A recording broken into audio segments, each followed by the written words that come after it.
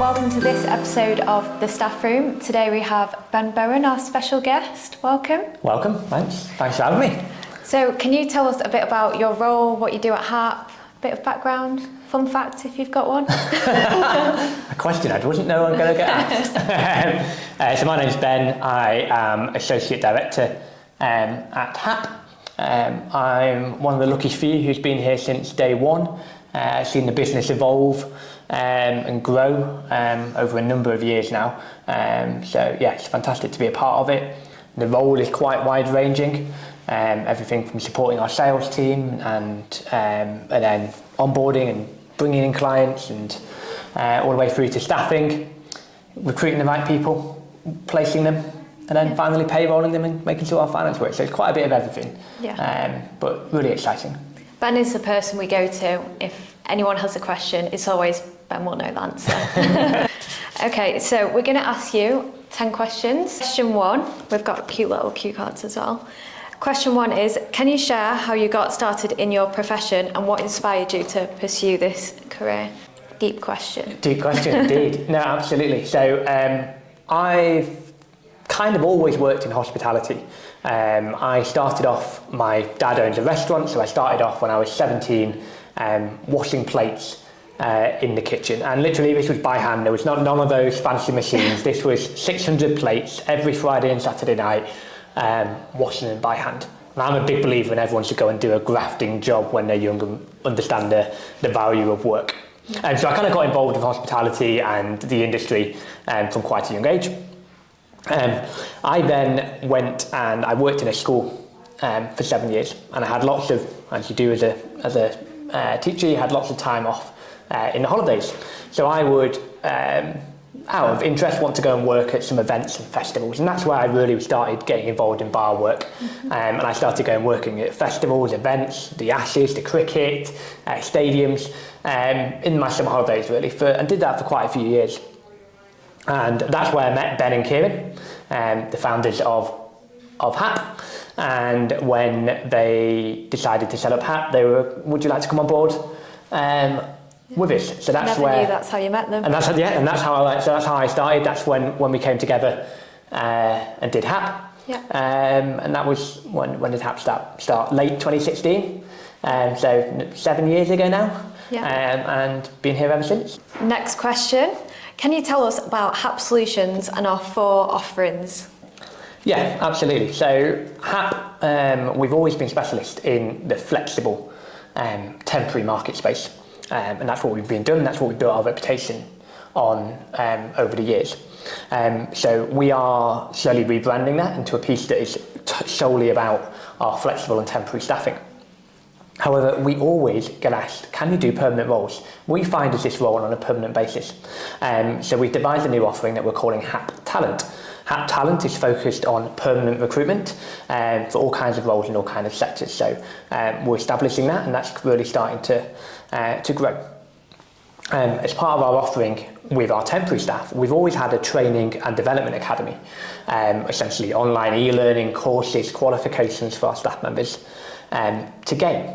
Again, we keep getting asked of, can you help us with our training requirements for our staff, or can you offer this to your staff? And so we developed HAP Academy. And then finally, one thing that we're very, very good at, we're very good at paying people. We run big, large, complex payrolls week in, week out of the year. And so we've got a lot of experience in how to run payroll. So again, we keep getting asked, and we've sat there and gone, can we help companies with their payroll, no matter what their complexity is, whether it's just one staff member they need to pay on a monthly basis, or whether they're an agency like us who has several hundred employees per week, quite complex, lots of different hours and shift rates that need paying. So that is the Cactus payroll offering that we've recently launched, and so far it's been fantastic and been a great start to all of those businesses really. Yeah. Okay, so next question. How do you define success in your career, and how has that definition evolved over time? That's a really, really interesting question. And I think as you mature and as you grow older, it definitely changes. But I think a lot of people at certain points in their career define success based solely on income, based on what are they getting paid and where do they view their value at. And I think as you progress through your career, you start to realise that changes somewhat, and actually you get satisfaction. For example, I get a lot of satisfaction now out of seeing people flourish into roles and seeing the development of our team members. Around the success of our operation and the sleekness and procedures and policy that we have in place, and the bigger picture of that around delivering quality for our clients. So, what is your favourite piece of business advice? Perfect, good question, Millie. Favourite piece of business advice? Now, I've answered this one with you several times, and I think every time there's probably a bit of a different answer. I love my little sayings and proverbs that go with things. I think today I'm going to talk about the ability just to say yes, jump off the cliff and grow the wings as you fall. I think it's really important sometimes in life. We get daunted by the ambition of I can't do this, or I don't know how, or what if, or what about that. The best business ideas haven't happened yet because people are sat there too afraid to do them. Yeah. Too afraid to take that initial leap. Learn and develop and do all the research you can as you go, and just grow those wings as you fall. Yeah. And you'll find that success comes your way. I feel like you can even apply that to everyday life, like a task you've got and it seems really scary, but you really want to do it. And then when you do it, you learn so much and really enjoy it. So it's worth taking the plunge and learning along the way. Absolutely. So Ben, what skills and qualities do you think have contributed to your success and your career? Yeah, fantastic. Now, I think it's always hard to reflect on oneself, isn't it? And big people, we're as a nation, we're not very good at that. If you go and speak to Americans, they'll tell you what's great about themselves within the first 10 seconds. But no, absolutely. I think being involved in small business, and I've always worked in small businesses, there's a number of different skill sets that come to mind.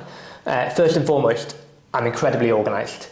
I love systematic, process-driven operations, and that's always where my focus goes to. If we're doing something manually, can we make it better through either some automation or through some better structure and process? So my focus has always been around organisation.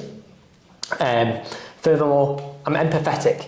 Yeah. I can understand and relate to people's challenges or issues or experiences that they're going through, and I think you've got to have empathy as a leader because that gains you respect, but it's also important to understand more so as your workforce expands that people do things different ways and maybe need a different approach to get the best out of them.